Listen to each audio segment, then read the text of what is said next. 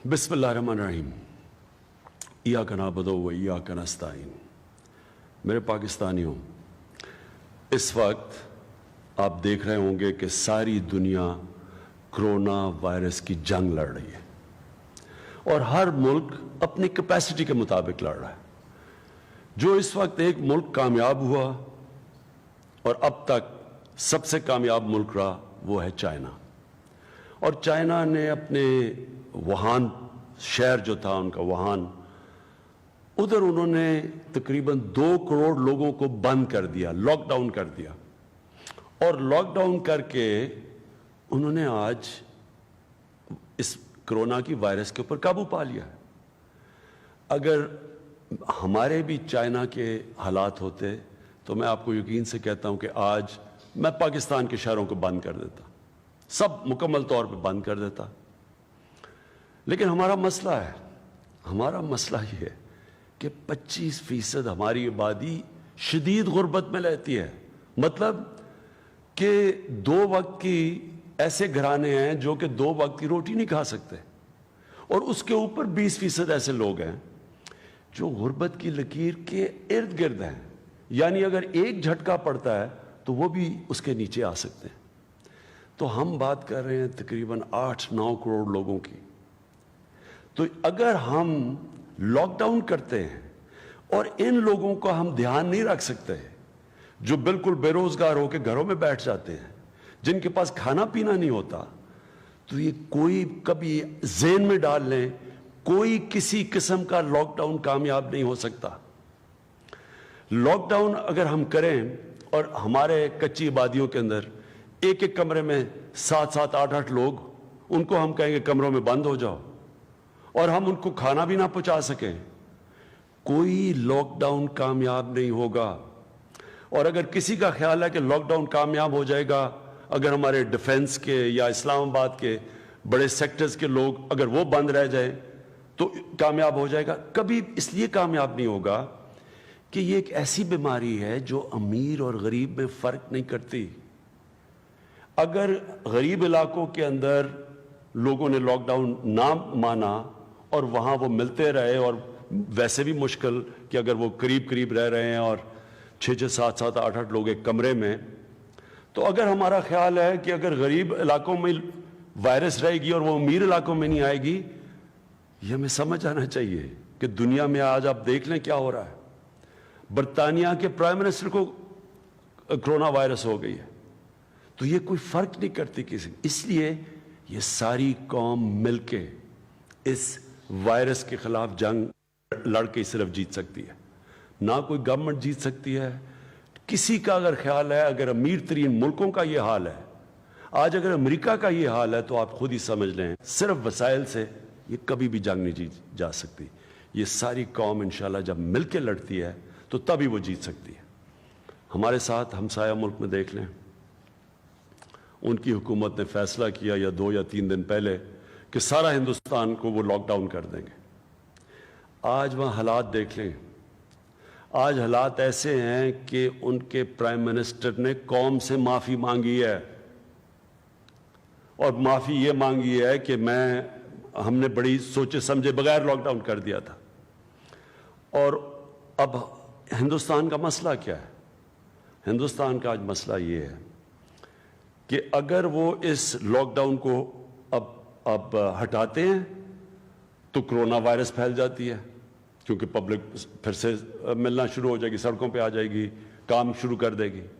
اور اگر وہ لاک ڈاؤن کو رکھتے ہیں جس طرح کا انہوں نے لاک ڈاؤن کیا ہے، تو لوگوں کا خدشہ ہے بھوک سے مرنے کا۔ آج ہی لوگ سڑکوں پہ آ گئے ہیں، بھوکے لوگ ہیں۔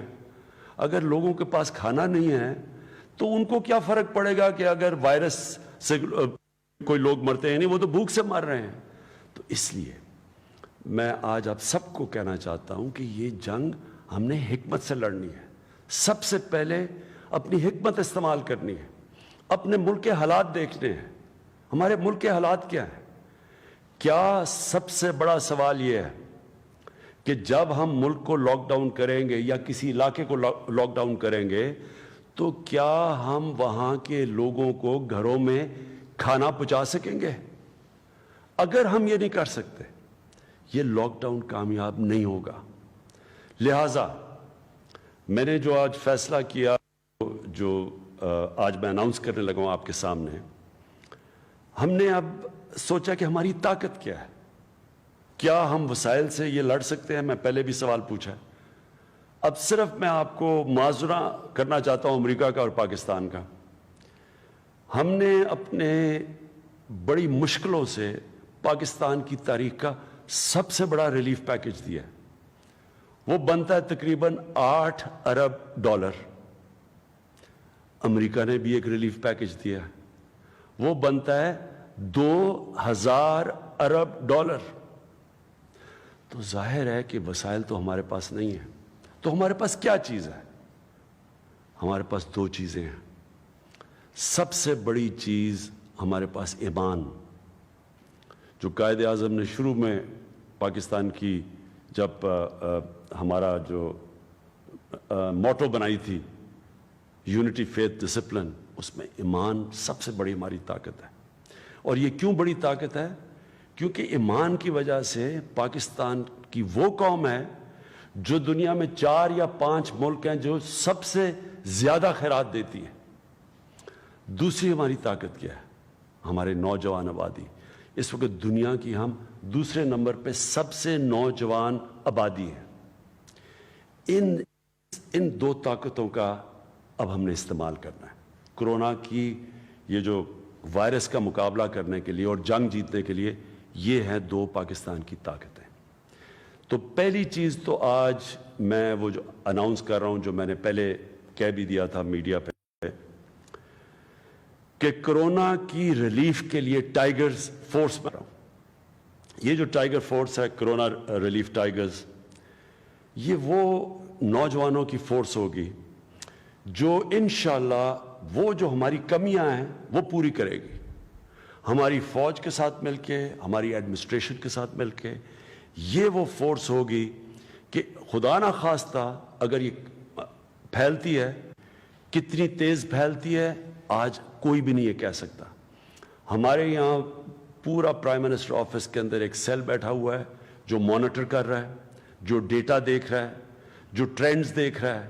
اور انشاءاللہ 1 ہفتے تک، 5 دن سے 1 ہفتے تک ہم آپ کو بتا دیں گے کہ یہ کس طرف جا رہا ہے. یعنی کیا یہ زیادہ تیز اونچی جانے لگی ہے یا آہستہ سے اوپر جانے لگی ہے. یہ جو ہماری فورس ہوگی، ہماری ٹائیگر فورس ہوگی، اس کا کام یہ ہوگا کہ ان علاقوں کے اندر جن کو ہمیں لاک ڈاؤن کرنا پڑے گا، یہ وہ لوگ ہوں گے جو وہاں کھانا پینا پہنچائیں گے، بنیادی ضروریات کی چیزیں پہنچائیں گے. یہ وہ لوگ ہوں گے جو لوگوں کو بتائیں گے کہ سیلف کوارنٹین کیا ہوتی ہے.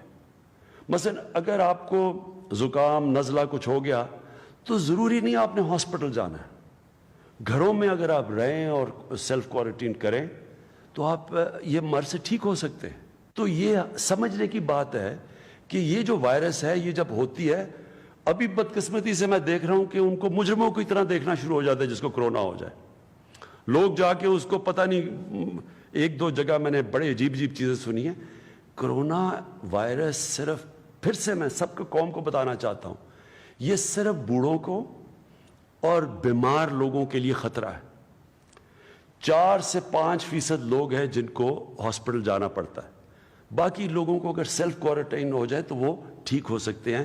اور انشاءاللہ ہمارے جو کرونا ریلیف ٹائیگرز ہوں گے، یہ اب جا کے لوگوں کو بتائیں گے. اس چیز کا اویئرنیس ہوگی.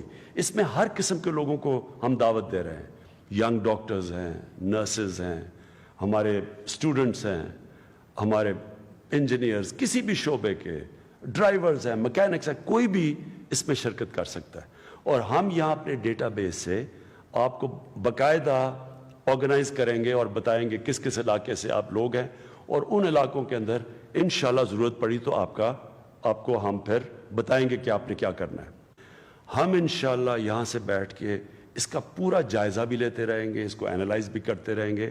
اور یہ جو ہماری بڑی نوجوانوں کی ٹائیگر فورس ہوگی، یہ بھی ہمارے ساتھ ہوگی. سارے پاکستان کے ادارے بھی ہیں، اور انشاءاللہ ان کے ساتھ مل کے ہم وہ کمی پوری کریں گے جو اس وقت ہمارے پاس وسائل کے نہ ہونے کی وجہ سے کمی ہے. دوسری چیز، آج میں prime minister corona relief fund announce कर रहा हूँ। नेशनल बैंक ऑफ पाकिस्तान में ये अकाउंट होगा।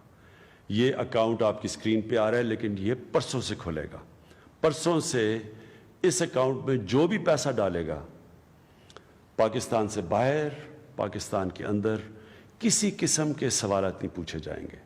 और जो भी आप पैसा इसके अंदर डिपॉजिट करेंगे, अगर आप उसमें से चाहें कि आपकी वो टैक्स में आप अगर वो डिक्लेयर करेंगे तो आपको टैक्स रिलीफ मिलेगा, उसमें टैक्स में छूट मिलेगी, टैक्स डिडक्टेबल होगा। तो ये जो अकाउंट होगा, इसका मकसद क्या होगा कि जो हमारे एहसास प्रोग्राम में इस वक्त 1,20,00,000 लोगों को हम घरों के अंदर पैसे पहुंचा रहे हैं, 12,000 रुपए, उनको अगर हमने मजीद बढ़ाना पड़े तो ये जो फंड होगा, और बढ़ाना पड़ेगा क्योंकि लोग बेरोजगार हुए हैं इस वक्त, तो उनको घरों में पैसा पहुंचाने के लिए ये सारा फंड की हमारी पूरी कोशिश ही होगी कि इस फंड के जरिए हम लोगों को पैसा पहुंचाएं। और जाहिर है ये अगर ये लंबा जाएगा तो इसके लिए हमें और पैसे की ज़रूरत पड़ेगी। तो ये फंड का आपको पता भी चलता रहेगा, इसकी ऑडिट होगा, आपको पता होगा कि फंड किधर जा रहा है। कोई भी पता चलवाना चाहे तो इंशाल्लाह इस फंड के ऊपर हम आपको मुकम्मल तौर पे इंफॉर्मेशन देंगे। और तीसरी चीज़, स्टेट बैंक ऑफ पाकिस्तान ने फैसला किया है कि जो भी बिजनेसेस अपने मजदूरों को, वर्कर्स को बेरोजगार नहीं करेगी, स्टेट बैंक ऑफ पाकिस्तान उनको सस्ते कर्जे देगा। और चौथी चीज़, हमारे एहसास प्रोग्राम की जो फेसबुक पेज है, उस फेसबुक पेज के ऊपर एक तरफ हम कहेंगे कि जो भी लोग चाहते हैं, किसी गांव में बैठे हैं, उनको राशन की ज़रूरत है, वो उसके ऊपर रजिस्टर करें। और दूसरी तरफ जो भी लोग खैरात देना चाहते हैं, जो भी चैरिटी करना चाहते हैं, वो लोगों को वो रजिस्टर करें और हम आपस में इनको मिला देंगे। यानी जो खैरात देना चाहता है, हम बता देंगे कि कौन से गांव में, कौन से मोहल्ले में लोगों को उस खैरात की ज़रूरत है, राशन की ज़रूरत है। तो हम सिर्फ, हमारा काम होगा कि एहसास प्रोग्राम के ज़रिए सारे जितने भी पाकिस्तान में खैराती, कोई खैरात करना चाहता है, कोई किसी किस्म के कोई राशन देना चाहता है, कुछ भी जो भी करना चाहता है, वो सारे रजिस्टर करें। और हमारी कोशिश ये होगी कि हम सारों का, ताकि पैसा ज़ाया ना हो, ताकि ये ना हो कि एक ही जगह सारे लोग खैरात दे दें, दूसरी जगह लोग भूखे रहें। हम उनको सारे एक मुल्क के अंदर बताएंगे कि किधर किस चीज़ की ज़रूरत है और कौन सा इदारा किधर काम कर रहा है, ताकि जो पाकिस्तान का रिलीफ एफर्ट है वो पहली दफ़ा पाकिस्तान की तारीख में कोऑर्डिनेशन से चले। मैं जब रिलीफ काम कर रहा था फ्लड्स के अंदर, और उससे पहले जो ज़लज़ला आया था तब, तो कई जगह ये हम देखते थे कि सारे लोग जाके एक ही जगह सामान दे देते थे, और पहाड़ी के दूसरी तरफ, मसलन जब पहाड़ों में जब ज़लज़ला आया था तो दूसरी तरफ लोग भूखे थे और वो ट्रक लूट रहे थे। और कई जगह हो रहा था कि जब इतना ज़्यादा सामान था कि लोगों ने सामान बेचना शुरू कर दिया और दूसरी तरफ भूख थी। तो मैं ये चाहता हूँ कि इस बारी पाकिस्तान में हम सारे खैराती इदारों को डायरेक्ट करें कि किधर किधर उनके जो वसाइल हैं किधर इस्तेमाल करें, ताकि हमारी खैरात का सही माने में इस्तेमाल हो सके। आखिर में मैं एक ख़ास चीज़ कहना चाहता हूँ। जो लोग ज़ख़ीरा अंदोज़ी कर रहे हैं, मैं ये उनको कहना चाहता हूँ कि उनकी वजह से इस मुल्क में लोग मरेंगे भूख की वजह से। आप जब ज़ख़ीरा अंदोज़ी करते हैं, जब आर्टिफिशियल चीज़ों की कमी होती है, उसको देख के सारे लोग चीज़ें अफरा तफरी में जाके, घबरा के, खौफ में, और सारे लोग जाके चीज़ें ख़रीदने शुरू कर देते हैं।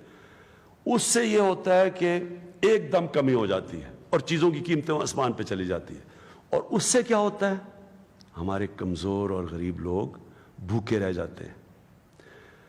इस मुल्क में कोई कमी नहीं है अनाज की। इसलिए मैं ख़ास तौर पे आज कहना चाहता हूँ उन लोगों को जो लोगों की भूख और तकलीफ़ पे पैसा बनाना चाहते हैं कि आपके ख़िलाफ़ रियासत बड़ा सख्त एक्शन लेगी। वो एक्शन लेगी, आपको इबरतनाक सज़ाएं दिलवाएंगे हम, क्योंकि आप ज़िम्मेदार होंगे अगर यहाँ इस मुल्क में लोग भूखे मरे। और बाकी अपनी कौम को मैं कहना चाहता हूँ कि یہ جنگ ہم جیت سکتے ہیں قوم جب مل کے لڑے گی. اس میں سب سے زیادہ ضرورت حکمت کی ہے. حکمت ہم نے بحیثیت قوم استعمال کرنی ہے. اور اس کا مطلب یہ کہ جب ہمیں پتہ ہے کہ جدھر بھی لوگ جمع ہوتے ہیں وہاں کرونا وائرس کا پھیلنا کا خطرہ زیادہ ہے, تو ہمیں خود ہی سوچ لانا چاہیے کہ ہم نہ جمع ہوں, فاصلے رکھیں, کم از کم ایک دوسرے انسان کے بیچ میں 2 گز کا فاصلہ رکھیں, جس کو سوشل ڈسٹنسنگ کہتے ہیں.